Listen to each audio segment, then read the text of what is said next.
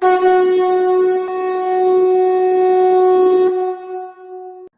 श्री कृष्णा। आर्यव्रत की कहानियों में आपका स्वागत है।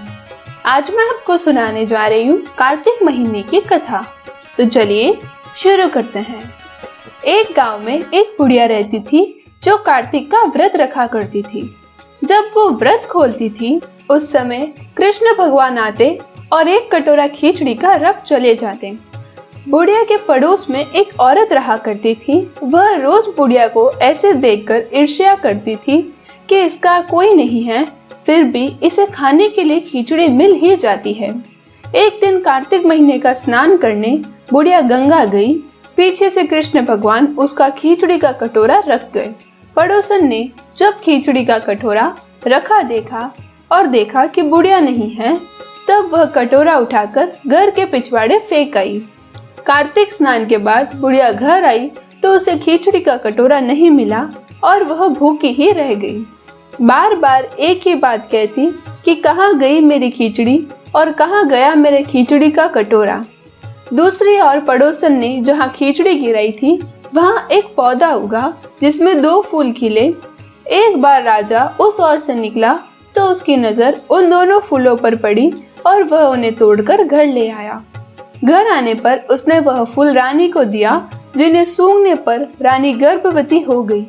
कुछ समय बाद रानी ने 2 पुत्रों को जन्म दिया।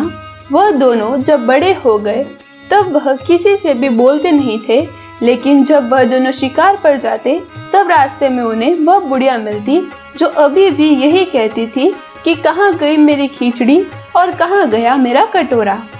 बुढ़िया की बात सुनकर वह दोनों कहते कि हम है तेरी खिचड़ी और हम है तेरा बेला। हर बार जब भी वह शिकार पर जाते तो बुढ़िया यही बात कहती और वह दोनों यही उत्तर देते। एक बार राजा के कानों में यह बात पड़ गई। उसे आश्चर्य हुआ कि दोनों लड़के किसी से नहीं बोलते, तब यह बुढ़िया से कैसे बात करते हैं। राजा ने बुढ़िया को राजमहल बुलवाया और कहा कि हम में से तो किसी से ये दोनों नहीं बोलते हैं, तुमसे ये कैसे बोलते हैं। बुढ़िया ने कहा कि महाराज, मुझे नहीं पता कि ये कैसे मुझसे बोल लेते हैं। मैं तो कार्तिक का व्रत करती थी और कृष्ण भगवान मुझे खिचड़ी का बेला भरकर दे जाते थे। एक दिन मैं स्नान करके वापस आई तो मुझे वह खिचड़ी नहीं मिली। जब मैं कहने लगी कि कहाँ गई मेरी खिचड़ी और कहाँ गया मेरा कटोरा, तब इन दोनों लड़कों ने कहा कि तुम्हारी पड़ोसन ने तुम्हारी खिचड़ी फेंक दी थी तो उसे 2 फूल बन गए थे। वह फूल राजा तोड़कर ले गया और रानी ने सूंघा तो हम दोनों लड़कों का जन्म हुआ। हमें भगवान ने ही तुम्हारे लिए भेजा है। सारी बात सुनकर राजा ने बुढ़िया को महल में ही रहने को कहा। हे कार्तिक महाराज, जैसे आपने बुढ़िया की बात सुनी वैसे ही आपका व्रत करने वालों की भी सुनना।